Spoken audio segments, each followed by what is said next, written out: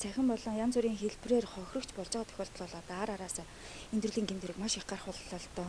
Тэгээ энэ сэрэмжлүүлэг дутаад байна уу? Аль эсвэл ард иргэдийн яг одоо энэ мэдээлэл хүлээж авах тэр сувг нь одоо тодорхой хэмжээнд бас хүрч чадахгүй байна уу?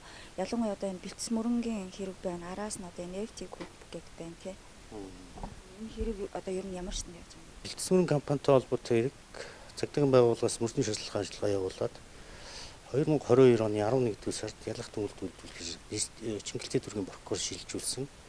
Миний хамгийн сүүлд авсан мэдээлэлээр дээд шүүхэд шүүхийн хариал тогтоох гээд Чингэлтэй дүүргийн шүүхэд бол хариал тогтоосон гэсэн мэдээлэлтэй байна. Ерөнхийдөө 40 гаруй тэрбум төгрөгийн хохирол учирсан. За нэг 2000 гаруй хүн иргэний хариуцлагаар татсан. Нийлээдгүй үйл хөдлөх хөрөнгүүд битэмжилсэн ажиллагаануудыг хийгээд одоо бол шүүхийн шатнд хянагдаж байгаа хэрэг. FT group-ийн хохирогчдыг бас давхар одоо заллах юм хэрэгүүд гарч эхэлж байна гэж байгаа шүү дээ. Тэгэхээр FT group-ийн хэрэг дээр одоо цагдаагийн байгууллагаас эрэг хуулийн тусгай анги 17-гийн 3, 26-гийн 2 гэсэн зүйлээр хэрэг хүртэлт хэрэг нэ мөрдөн шалгах ажиллагаа явуулсан. Одоогийн байдлаар бол өдөр онлайн худалдаад хөрөнгө оруулалт хийж хөрөнгө олох зорилгоор гэсэн эрхтэн сурталчилгаа явуулж иргэдийг татаа оролцуулсан байт юм лээ. Одоогийн байдлаар нэг 500 гаруй хохирогчроо тогтоож байцаалсан. Урдсан байдлаар нэг 800 гаруй сая төгрөгийн хохирол учирсан. Нөхцөл байдал тогтоогдсон. Мөрдөн шалгах ажиллагаа ажлын хэсэг бол үргэлжлүүл явагдаж байгаа. Одоогийн байдлаар хариуцагч гэсэн тодорхой хүн амтан бол байцаалсан юм байхгүй байна. Энэ нь бол иргэдэд анхааруулж хэлэхэд бол хохирогчол бий болгож байна л доо.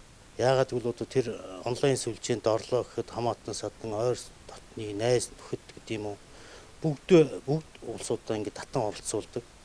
$20, $60, $180 гэх юм мэтээр ингээд бүгд татвар оролцуулж байгаа. Цагдаагийн байгууллагаас одоо энэ зайлах гэмт хэрэг мөрдөн болон энэ захин гэмт хэрэгээс урьдчилан сэргийлэх зорилгоор сүүлийн 3 жил дараалан урьдчилан сэргийлэх ажлыг бол тасралтгүй болж байгаа. Манай иргэд өөрсдөө энэ дээр анхаарал тавьж ач холбогдол өгөхгүй одоо нэг $20 өгөөд $40 болгоод авчих. Тийм хүсэл зорилготой зөвхөн нэгнийхээ өгөнд гэдэг юм уу, гэр бүлийнхээ хүрээнд гэдэг юм уу итгэл ерөөсөө тэр сүлжээнд ордог.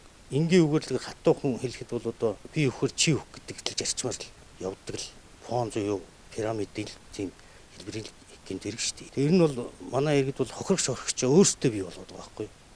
Энэ дээр манай иргэд бол одоо маш анхаарал болгоомжтой хандаж цаашдаа энэ захим онлайн гэдэг юм уу ийм сүлжээний бизнесийн үйл ажиллагаанд оролцохдоо нэлээд хянамга хандаж шийдвэр гаргаж явах шаардлагатай байна гэж хэлмээр байна да.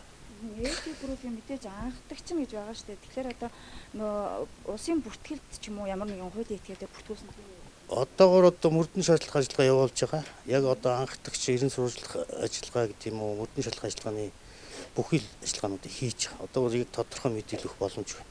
Эрэггүй хуулинд тусгай анги 17-гийн 3, 26-гийн 2 гэж захим сүлжээнд халдсан хуурамч програм бий болгож зайлсан гэсэн үндслээр хэрэг хүртэлтэй хэрэг нээсэн байна.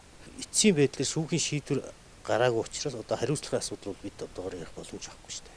Тэр захингийн шинжтэй одоо яг нөгөө хохирогчдын мөнгийг гаргаж өгнө гэсэн бас нэг юм хохирогчдын мөнгийг гаргаж өгнө гэсэн зар явж байгаа. Энэ зарын дагуу бид нэр шалгалтын ажиллагааг бас хийж байгаа.